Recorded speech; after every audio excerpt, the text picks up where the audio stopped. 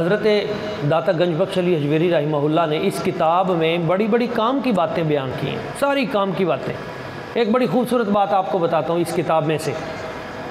आप फरमाते हैं कि हज़रत बायज़ीद बुस्तामी रहमतुल्लाह ताला अलैह उनको विलायत कैसे मिली।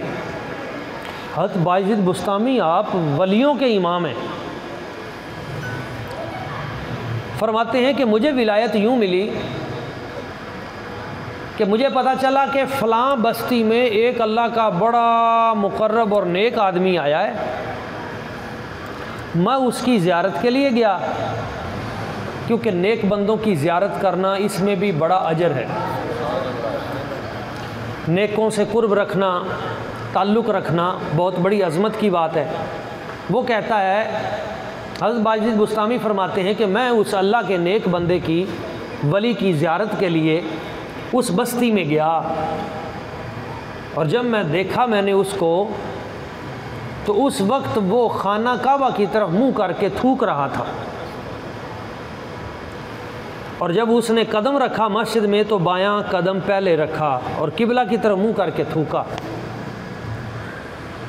तो मैंने उससे सलाम करना भी गवारा न किया, वहीं से वापस आ गया।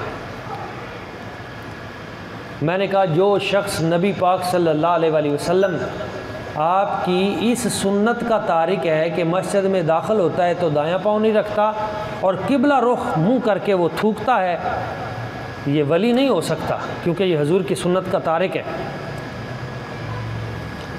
फरमाते हैं, रात ख्वाब में मुझे अल्लाह करीम का दीदार हो गया। सुभान अल्लाह, सुभान अल्लाह। उस ज़ाते बारी ताला ने करम नवाजी फरमाई और मुझे फरमाया, बायज़ीद बुस्तामी, हमने तेरे इस अमल की वजह से तुझे मकाम विलायत अता कर दिया।